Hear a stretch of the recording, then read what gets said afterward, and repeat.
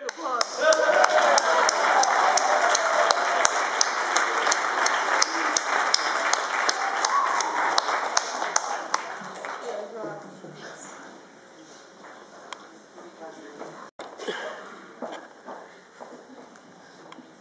look at everybody. This is amazing. Okay, I'm Marjorie Rommel. Please. And, oh, it's too short? Project. I can only yell so loud. There, is that better? Okay, great. Good evening. Members of the Auburn Arts Commission. Are there any here? Yeah, there's one. Over there.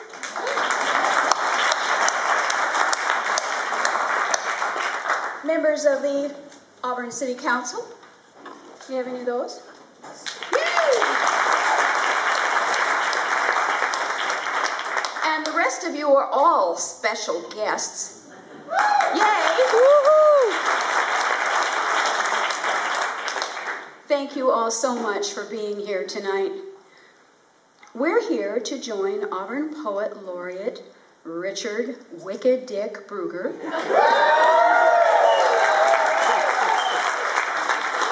his wife Lela, his son Josh Brugger, his daughter Jessie, and his many friends, which you all are. We're going to explore the exciting artistic collaboration that has grown up between Dick and Jessie tonight. Jessie is an internationally acclaimed maker of animated films, several of them.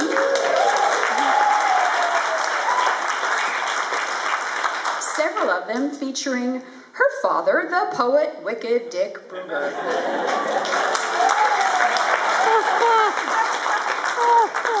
2 years ago, I was very happy to join with Auburn Striped Water Poets in nominating Dick for the honorary post of Auburn's absolutely very first Poet Laureate.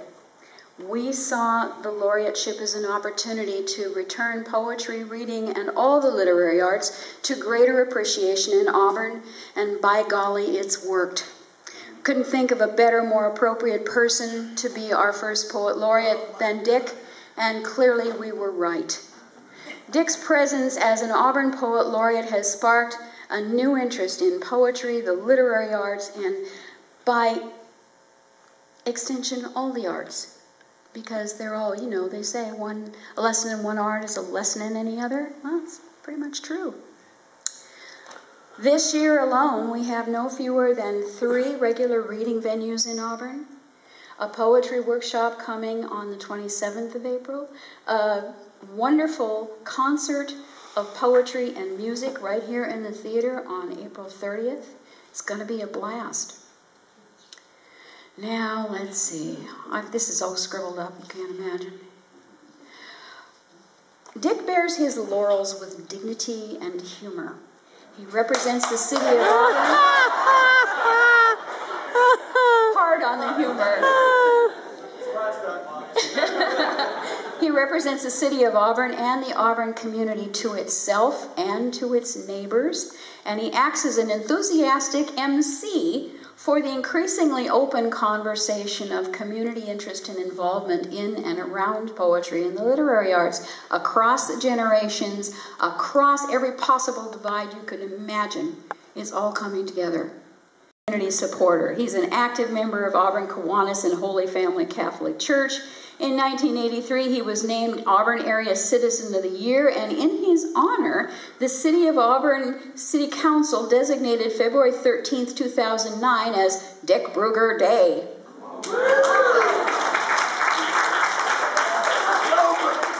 That same year, a building on the Auburn Youth Resources campus was named for him. Now, why did they do that? Because he used to be the executive director of Auburn Youth Resources for, what was it, 27 years, I think? 21 years, okay. Yeah. Okay, Dick's name may be on the building, kind of stuck there, But his poems are all around us. They are funny and poignant and pensive and gentle and funny. And they often showcase Auburn people, Auburn places, Auburn events. And they always reflect both world and spirit. The spirit of family and the spirit of place. One of Dick's poems is engraved into the popular walking trail through Lescove Park. In case you're interested, you can just go down there and walk, and there it is. Another is splashed on the side of a building on West Main Street, not far from West Auburn High School, where this month Dick was busy helping prepare students for an in-school poetry competition. We had a blast, didn't we? His words in celebration of community also appear in cement in front of the Auburn Senior Center. Good place for it to be. And they also appear regularly in the Auburn Reporter. He has a column there. You can watch for it. The experiences of Dick's entire life find their way into his work so effectively that he in his poems express everything he has learned about the fine art of being alive, with hilarity, with heartbreak, with infectious, effervescent joy, and sheer gusto. Happy birthday, dear Dick. Happy birthday to you. It was his birthday yesterday.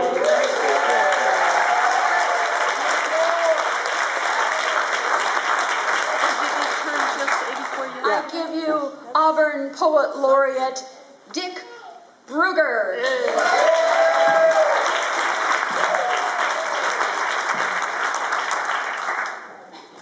Thank you very much, Marjorie. If it weren't for Marjorie, I seriously will not be Poet Laureate. She's pushed it through. And I had no idea it was happening because I didn't know I did poetry that well. And I still don't do it that well, but that's life. I am, well, it's just delightful to see all of you. And delightful to see myself enjoying it. Now, what I am truly delightful about, too, is my daughter, Jessie. Wicked.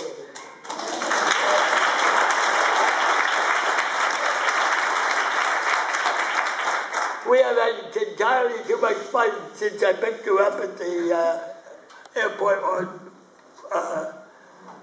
Monday. That was 2 days ago. Life goes fast when you're having fun.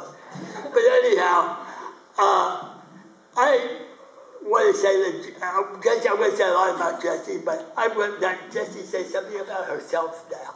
Wicked.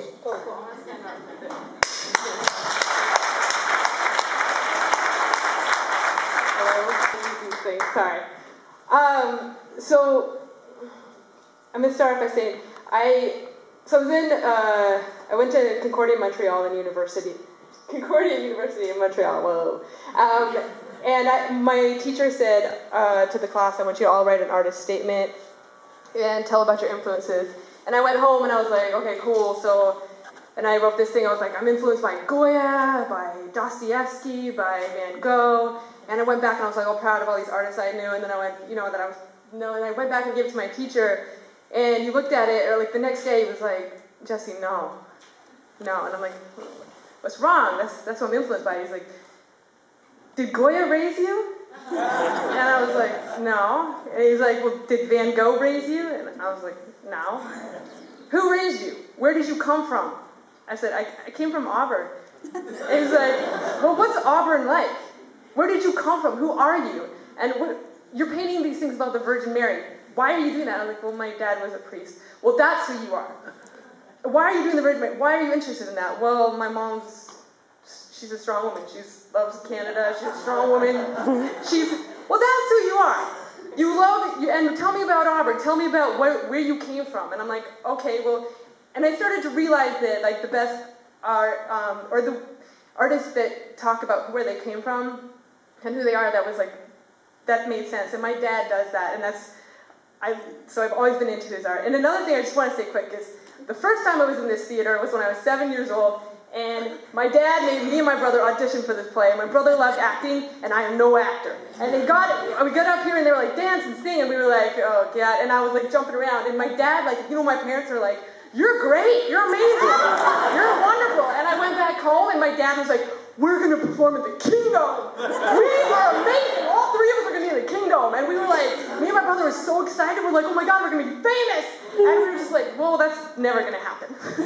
One thing, the freaking Kingdom's not around. But I just wanna say that being in Auburn and performing in this theater with my dad, who I'm absolutely honored to be doing this with, is the coolest thing. And to be in the town that everybody here raised me in, I'm honored to be here. And the first poem that I'm going to show is called "Shopping in Doylestown," and it's one of my animations. And it's I think like where I came from is Auburn and who I am. And my dad, a lot of who he is where from Pipersville and Doylestown. And so this is going to be the first video.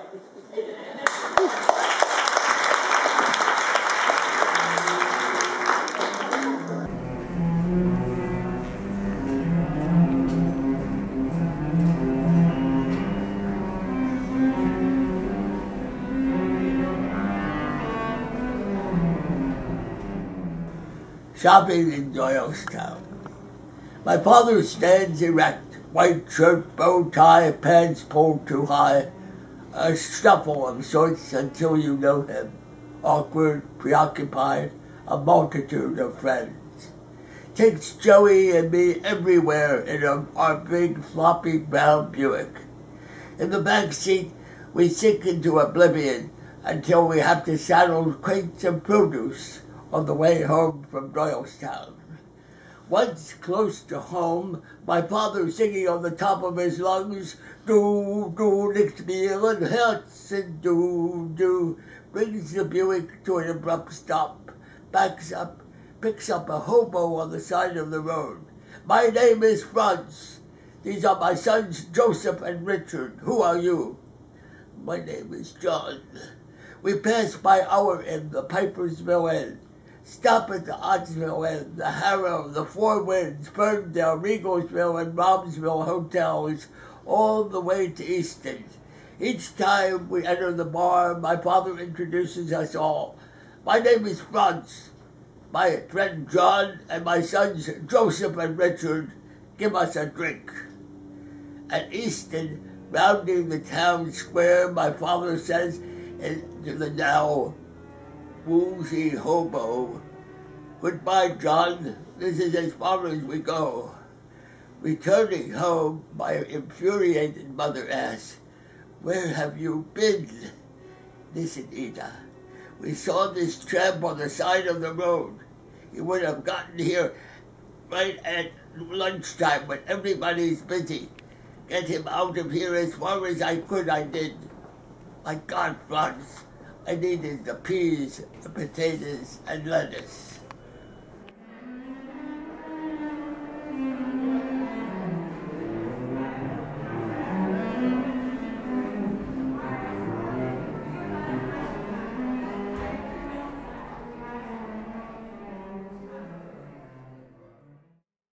A couple, maybe a year or so ago, and yesterday on my birthday, Jessie gave me this animation as a birthday present.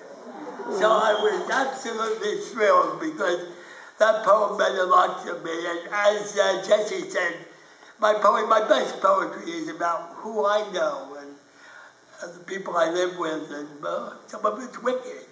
But anyhow, that is a poem, and that was my father. My father died when I was 12. He drank well. He was a wonderful man, though. One time somebody came and said, "My car is broke down the street." He said, "Here are the keys. Be back by 10 o'clock. I have to go to Doylestown." So the guy came back after my father died. He said, "I couldn't believe it. This guy husband gave me his keys." Well, my father lived well, but he died young. But he was a wonderful character. My mother stayed on and ran the inn for many years. We had it in our family for 60 years. And it still is a delightful inn in Bucks County, Pennsylvania. And I want to read a poem about my mother, who is somewhat ferocious, as you will find out. mother used to call me an itch, made monstrous statements about my Habsburg chin. In religious life, I was Father Joachim.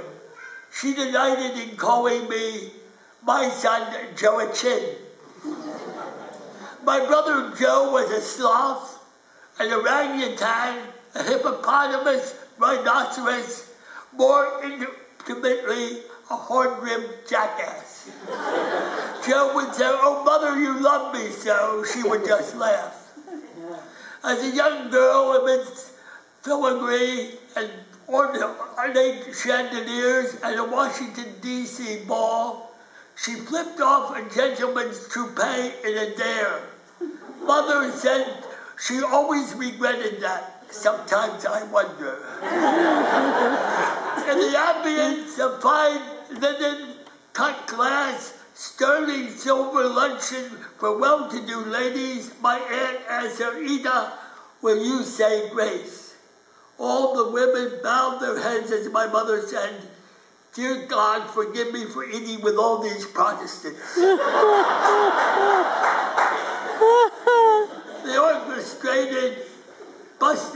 She orchestrated a bustling welcoming inn. Red Mom, the Mamazan, Ellery Queen, wintered in France, summered in Wales. Her needlepoint won prizes at country fairs, took no prisoners in pinochle and bridge. Embarrassed us, drove us nuts, made us furiously mad.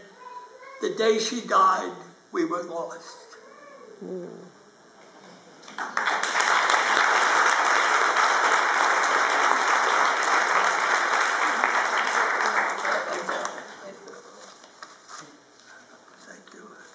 Good to have my daughter here. Now I would like to read a poem about another woman. And see, this is it. I like what Jessie said about you have to know the people. That's why it gets a little crazy. But this is it. This woman, I say, now this person's not going to enjoy this, but she's a lot like my mother was. Guess who? Leo, please be quiet as I read this poem.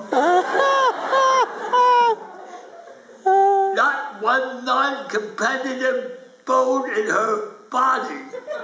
Not one instant dilly-dally malaise. A combatant, an endurer, a positive accomplisher par excellence. Lela Lou, that's you. Oh, I have truck with you each day, and you challenge me unalterably. You insist I can do, and I won't settle easily for the possibility I can't. What you grasp with your eye is compelling, pervasive, and clear, not tunnel vision. Your field reaches the horizon incredibly keen. Facets of you are ferocious, and others vulnerable. There are parts of you that I don't like. Complex, inflexible to a tormenting vex. I love you, your ferocity and your sex, your interest in people, and utter love you have for your kids, ours. Have a good day, my mayonnaise jar. I love you always.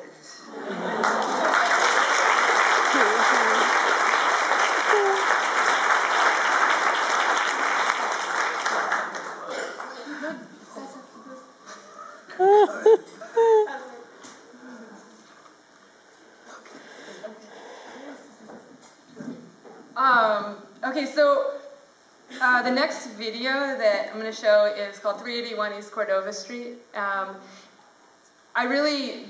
did this. This was the first animation I ever did for my dad, or of one of his poems, and I would love to do it again because I feel like I've changed a little bit as an animator. But it's my favorite. It's one of my favorites of his poems, almost my favorite.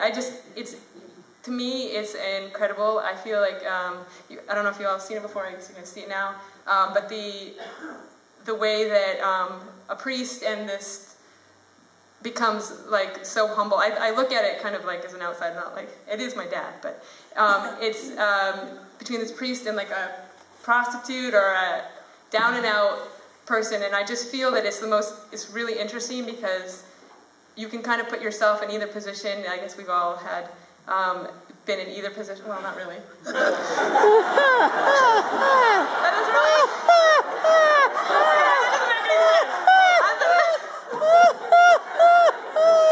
All right, let's just play it. Let's just play it.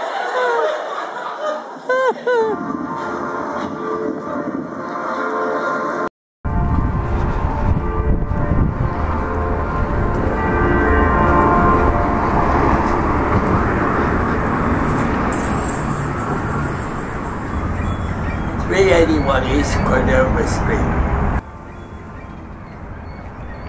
There's a bleak whiteness on Cordova Street mixed with rain and battleship gray. Smiles are sad, even laughter has an eerie clang. Whispers prevail when a fog off Burrard Inlet settles in at 4 o'clock.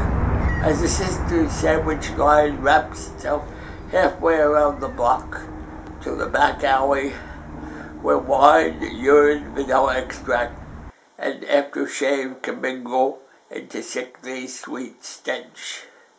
Men and women in their 30s, 40s, 50s have a sameness of power and age, share needles, jugs, and sex. A half-crazed, ruby-eyed woman knocks on my door, insisting I exorcise her.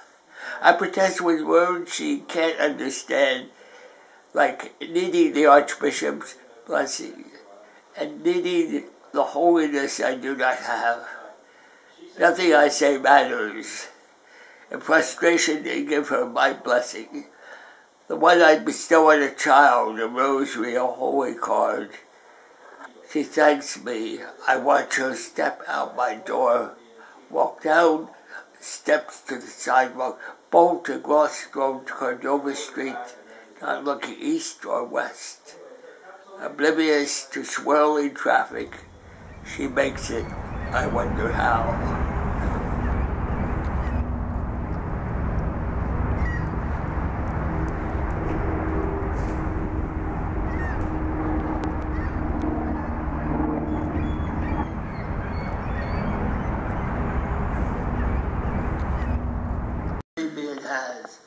And I was also the port chaplain for the Port of Vancouver, so I had a wonderful experience there. But as all of you know, something changed my life.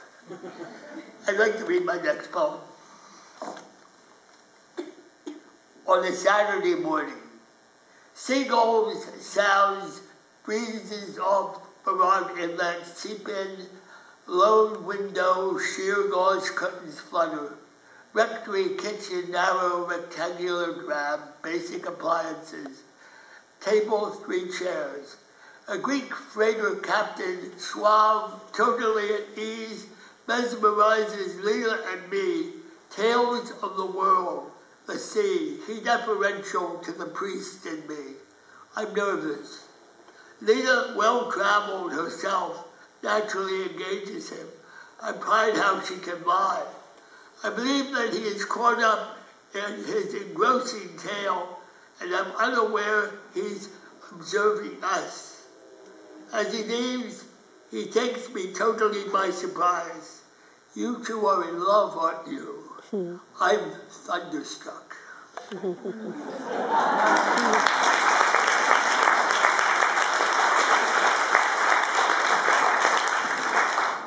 Okay, so the next video I'm going to do is called Brooklyn Forever. And the reason why I'm in New York is probably because hearing my dad's stories all the time, so it's his fault, is talking about how much, like Radio City Music Hall when we were kids, he was always talking about New York and fancy lunches and the lights in the big city, and I was like, that's amazing, that's so cool. And I've always loved the city, but New York was like so special in his heart. So it was like really special for me. I don't live like that, fancy lunches, to be honest with you. I wait tables. It's not glamorous. But I live in Brooklyn, and it's incredible. I love Brooklyn. I live in Bed-Stuy, Brooklyn, the home of Biggie Smalls, Jay-Z, where Do the Right Thing came from, where Al Sharpton had the slave theater.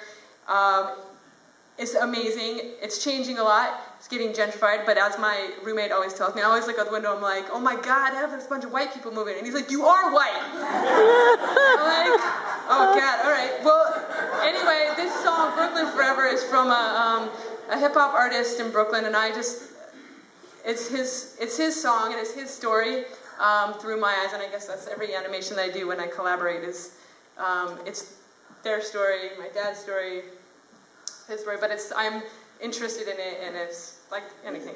God, I really can't talk. Woo! All right, so Brooklyn Forever, that's it. Yeah, man. They call me Couture Inc. And I'm from Brooklyn. Like, I'm really from Brooklyn. That my heart is in Brooklyn, the same place it was taken. So when I die, bury me right in Brooklyn. It's Brooklyn forever. I'm from a place where the level of violence is as high as the base heads. Brooklyn breadwinners make the feds. I remember snatching chains on picking. Up the block from 298, they chop chickens. The hood is haunted by past murders. Criminal mergers equals drug economics. Funeral flowers scent the ghetto air. It's despair, but who cares? Endure that life ain't fair. Pimp or be squared. You gotta love what comes out of Brooklyn. The low lives, ball players, drug dealers, famous killers. It's all in vain. The same vein that my pops use. I got a love and hate thing for Brooklyn. That my heart is in Brooklyn, the same place it was taken. So when I die, bury me right in Brooklyn. It's Brooklyn forever. That my heart is in Brooklyn, the same place it was taken. So when I die, bury me right in Brooklyn. It's Brooklyn forever. At an early age, I seen most things. The TV and movie shows, my BK reality show, and my reality, yo, a hoe is a hoe. Watch these lives get lost from that nine being tossed. Dying young is a coin toss. Heads or tails, we make OT trails. The triple what we cop. Rosters and 5%ers try to stay as righteous. I'm from Brownsville, the lifeless, timeless death. The essence of the real, blue steel. One love to Ocean Hill. Play ball in 55 Park till the sun fell. You can't tell me I don't know Brooklyn well. That my heart is in Brooklyn, the same place it was taken. So when I die, bury me right in Brooklyn. It's Brooklyn forever. That my heart is in Brooklyn, the same place it was taken. So when I die, bury me right in Brooklyn. It's Brooklyn forever. I'm just as smooth as any hustler with broken language. The difference is how I get it. That's the secret. In the borough that raised hustlers. And I raise my gun like Victor Vargas, if need be. It's not a coincidence for me to MC. Since the Howard Park jams, I had it. The Disney magic, destined for greatness cause of tragic. A BK poet writes a classic without reasonable doubt. Here's the blueprint to Brooklyn, the same place that my heart was taken. From East New York to where the Guineas don't play. Go ahead, make a Brooklyn nigga's day. That my heart is in Brooklyn, the same place it was taken. So when I die, bury me right in Brooklyn. It's Brooklyn forever. That my heart is in Brooklyn, the same place it was taken. Got you. So when I die, bury me right in Brooklyn. It's Brooklyn forever. Shout out to the whole Brooklyn, man. Nigga Papoose, Mano, Fab, Red Cafe, Mr. C, Lil Kim. We love and miss you, Big King, Shine. Come home safe, nigga. All the low lives, real niggas who boost for a living. The crackheads who help niggas get money. My nigga P, Sunset is yours. V2, Shotgun Mitch, CO, what up? My moms and pops, Troy, you already know. Brooklyn, I love it.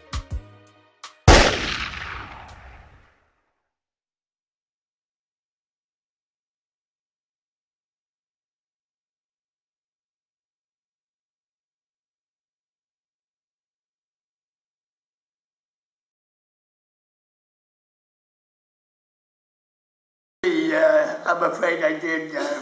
Jessie was going to be over there, a little further over there, and I said, well, it's closer than Brooklyn. But anyhow, I did talk about New York a lot. We lived in Bucks County, Pennsylvania. All you have to do is go down to the river, the Yellow River, cross over Jersey. Jersey's not far to cross over. It's a narrow state. And you go down the Holland Tunnel or the Lincoln Tunnel, and you're in this world of magic. If you live in Bucks County, where we had 100 people, at least Pipersville, New York's pretty big. But anyhow, I love New York, and one place I did love was the Radio City Music Hall, and this poem was called Magic. Radio City Music Hall, the great triumphal arc halos the stage. Balloons and fans out like a seashell encompassing thousands of seats. Astaire and Rogers on the screen. Warmville, Art Deco in its heyday. From the pit rising, a symphony orchestra replete. Sophisticated ballet, rockettes, trained careers jumping through their hoops. The music hall knew World War II and formed a bas-relief for its grief. Some went to churches, lit candles praying. Others escaped to the music hall, open every day. Now doors closed, an empty sidewalk. Under it's still a chic marquee. Only special extravaganzas, reserved seating. Wasn't it once the showplace of the nation? Some people walk by like they don't even have a clue.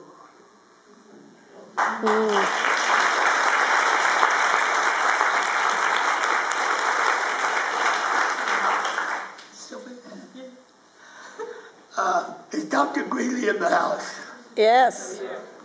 Well, Dr. Greeley's here in case I have a sudden outburst of anything.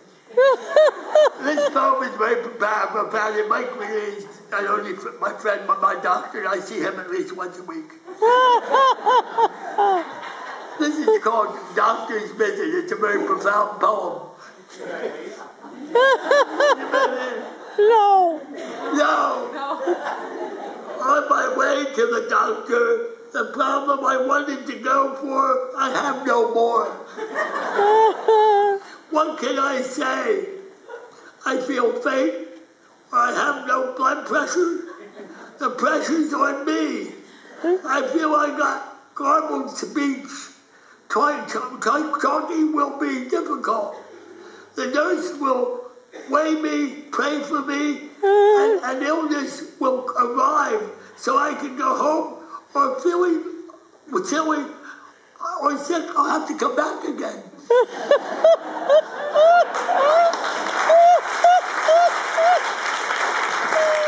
Wherever you are, Mike, thanks for all you do.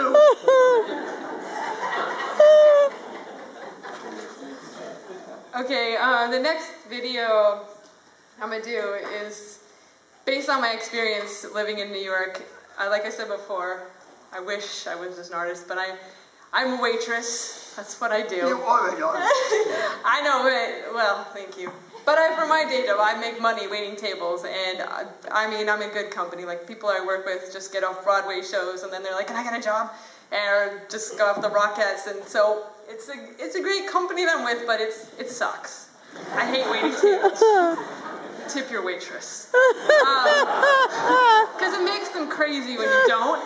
And you'll see the next video, it's definitely a job I hate. But it's interesting. The other day I was waiting on Kelsey Grammer. I waited on Jill Biden in my... I wish I did. But anyway, like, it's interesting. I had Jill Biden, Susan Sarandon. The other day Kelsey Grammer came in. He comes in all the time from Frasier. And he was like, he sat down in my section, and I'm pouring him sangria, and the lady across from him is like, so tell me about Seattle. Do you like Seattle? And he's like, well, actually, I don't know. And then I was like, excuse me? And I was like, he's like, well, I know why. And I'm like, no, I'm from Seattle. Seattle's amazing. And he was like, I think he wanted to tell me he played Frasier, and I was like, I didn't even let him say that. I was like, no, Seattle's amazing. And then he was like, okay, Seattle. Then he was like, hold the rest of the time. So don't worry, I'm representing out there. But this next video is about me waiting tables.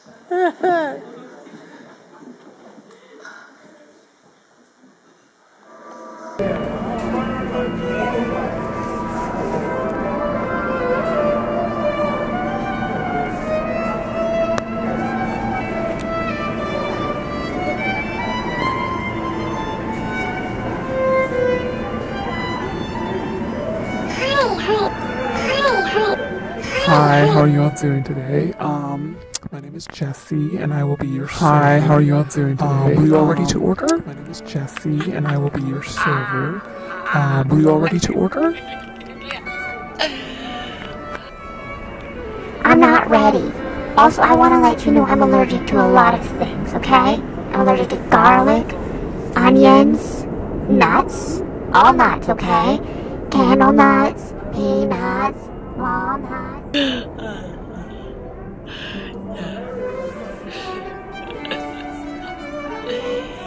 Nuts, all nuts, okay? Candle nuts, peanuts, walnuts, all nuts, okay? Yeah, I'm not ready.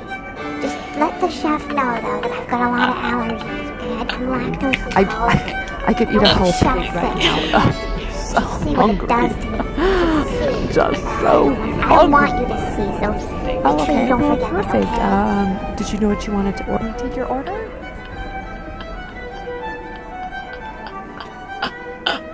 No, you see, I'm not ready. I don't know what I want. Give us some more time, okay? I'm not ready. I'll let you know when I'm ready, but I'm not ready right famished. now. I'm Give me more starving. time. I want more time. I could eat a whole pig I need more right time now. to decide. So hungry. I'm not ready to order. I'm just so I'm not ready. hungry. No. Hi, how are y'all doing this ready. evening? Perfect. Hi, my name is Did you know what Jessie, you and wanted I to will be your order? server today. No, I'm not Hi, ready. how are y'all doing this evening? Hi, my name is Jessie, and I will be your server today. Do you have bread? May I Would suggest you butter? be Do you have interested some in appetizers? bottled Maybe a water, cocktail? sparkling, still? Would you be interested in bottled water, sparkling, still? Hi, were you all ready to order here? May I take your order? May I take your order? Is everyone ready to order? I could eat a whole pig right now. So hungry. Hi, Just were you all ready to so order hungry. here? May I take your order? Oh, okay, well, You can just give me another 5 minutes, okay? I'm still deciding. I haven't figured out what I want. Nuts. I'm definitely allergic to nuts. Okay? I got other allergies and I don't like garlic. I hate it, okay? You want me to smell like that? You want me to smell like garlic the rest of the night? I don't like any of the food here. It tastes disgusting. Let's just soda. I don't like I it. can't even eat it. It's too Wait, please return spicy. it. Take your manager over here. It's still pretty weird. I don't like any of the food here. It tastes disgusting. I don't like it. It's too spicy. I want that. I want that. I want that. Give me that. I'll take that. Give me that and give me that. Give me that. Give me that. I want that. I need that. I need that. Want that. Need the God. Want that. Give me the want. Need God. Got that. Give me. Let's just soda. I can't even eat it. Wait, I need it. I want. I need. Give me now.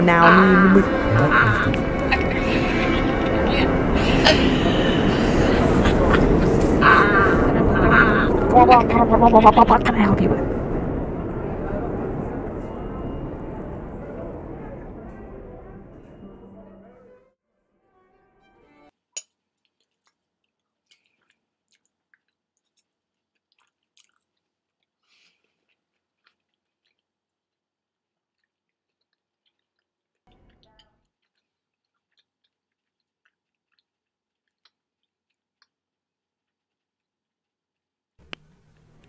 You never told me that this was gonna be so delicious.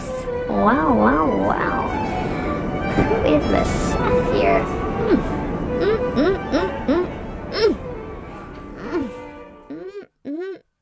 I think she thought she was. But I don't know where I'm still such great comedic talent in my life. I think she's a great artist and a great comedian.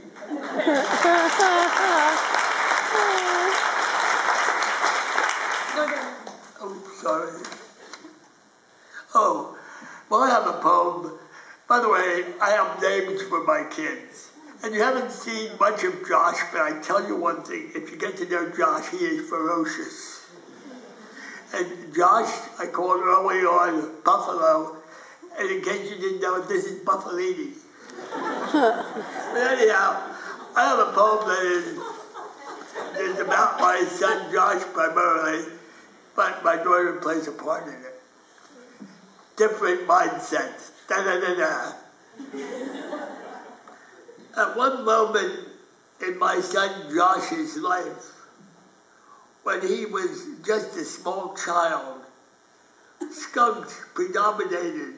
On a trip to the airport, we came upon a dead skunk on the highway.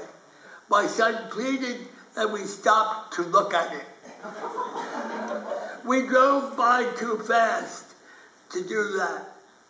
Nothing could interrupt the thoughts about skunks for my son Josh. All he could talk about, all the way to the airport and back, were skunks. Upon arriving home, Joshua bounded into the house, yelling at the top of his lungs to his even younger sister, Jessie.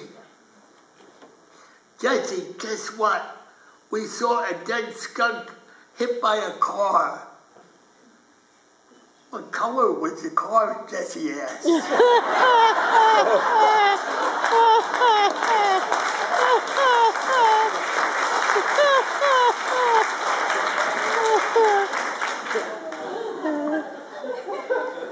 Okay, so the next video that I'm going to show is called The Stained Glass Window, and I did it when I was in residency in France. But I just want to say that the reason, it's about the Virgin Mary who escapes from a window at night and becomes a woman of the night. And for my whole master's of school, I was trying to redo the vision of the Virgin Mary. And I want to say that the reason I think that I am the way I am about women and is because of the women, most of the women in this room. There's most incredibly powerful women that I know. Gail Sporrell, Debbie Barlow, Marilyn Meyer, Kathy Clark, can't even see anybody. My best friend Suki Sangera, Blizzard and Jessie and everybody, Judy Hetrick, I can't even, Patsy Byrne, and incredibly powerful, strong women, Linda Spring. I know you're all out there. I'm just saying that the reason that I have such an issue with women's issues is because I know incredibly powerful women, and not just women, incredibly powerful men. Kathy Clark, or Charlie Clark was one of the first ones in school that said, I was always like, I can do that, I'm a girl, and he was like, no, you can't. And he just tried to egg me on, and then Kathy Clark gave me a shirt that said, women belong in the House and the Senate. And I just want to say thank you to everybody for being here, and thank you for everybody for everything, because you guys are awesome. And I love you. And this is the stained glass window that I did, and don't think that this has to do with you. It just has to do with my interpretation of what I think. And it also doesn't have to do with me and my dad, I'm interested in religion because of where I came from. And the most powerful woman I know is my mother. I'm sorry, why didn't I say that? I love this woman.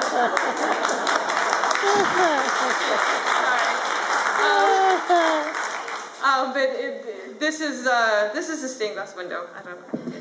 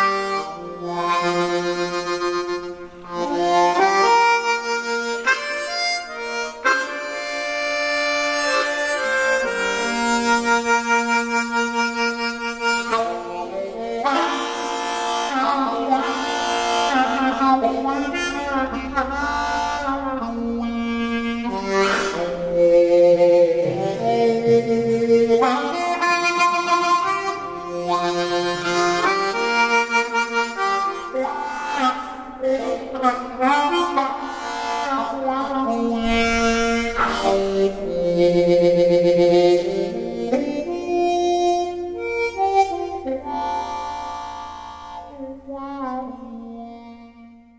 To the New York Film Festival, the International Festival. It was accepted, and Lela and I went into New York for the grand event where they talked about it. Jessie had to talk about it before all these people from different parts of the world bringing their films, and it was very exciting. Lela was almost got a job selling stuff for people. I mean, she was amazing. She didn't have a film, but she was there out there. What did you do? Oh my God, people were trying. All these other young guys were like trying to hire her to be their PR agent. She was out there like, look at this one, look what's taking on. I'm like, Mom, what is this? But anyhow, weeks later we found out that Jessie got Best in Animation for this film.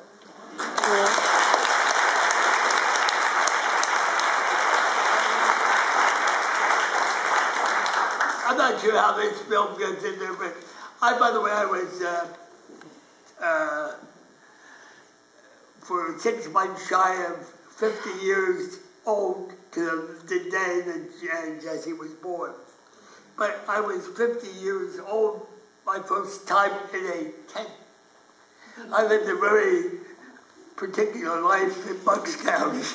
All my friends were country farmer kids, but I don't know how I ended up not in a tent. But anyhow, this poem is called Night in a Campground. You walk without a flashlight and depend on stars or campfires or kerosene lamps of neighbors' tents, or tall firs you thought for sure you singled out. You're instantaneously draped in dark, disoriented. Even with a flashlight single beam, you realize the night world's bigger than it seemed at twilight. Right? You thought north was north, it probably isn't. Nothing is the same, like you've been blindfolded and spun round, set off on your own, wobbling. All of us need clear, definitive points of reference. It's amazing how soon we are alone. Even our footing is proved deceptive, and our mind conjures up a world of ambiguity. Ambiguity. What? Ambiguity. Thank you, Lela. Ambiguity. I need her all the time. That leave us naked, scared.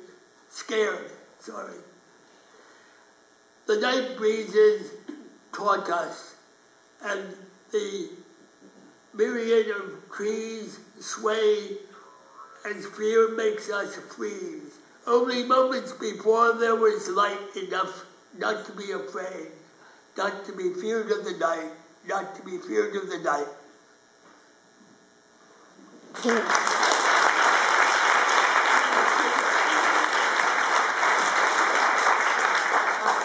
Okay, so the last video I'm going to show is called Presents, and it's of my dad, one of my dad's poems called Presents, and it's about being on a boat, and I guess, like, he always was like, why did you do that one? It's not one of my favorites.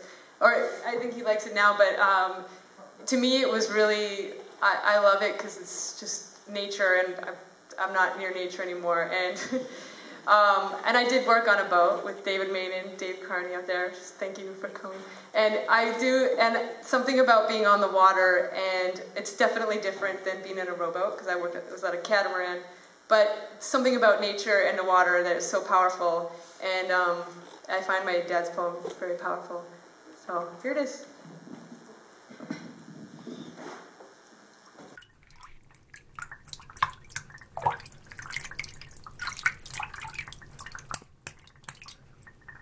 Presents. A young boy in a rowboat dips his oars deep into water, pulls them back with all his might, squeaking oarlocks and lapping water, lap sides and bottom of his boat. Glides across the lake, comes to the right spot. He alone possesses the world. Surveys surveys every direction. No other boats, not a soul, only uninhabited island shores.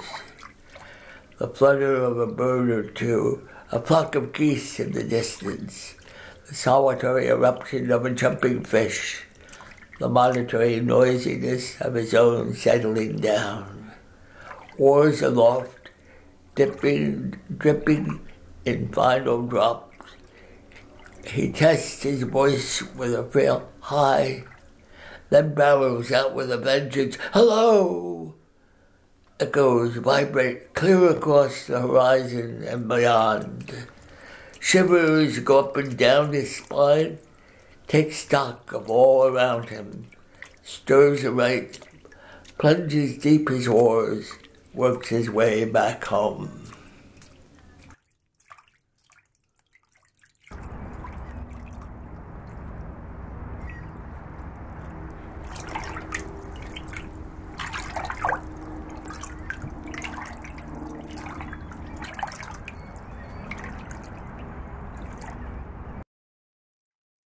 Well, I think That's it. I think that's it. Listen, I want to thank the city of Auburn, Maya McKnight, and where is Jim Kleinbeck? Marjorie. And Marjorie again. Marjorie for making me poet laureate of Auburn. That's our editor over there. What were we doing? Were we good?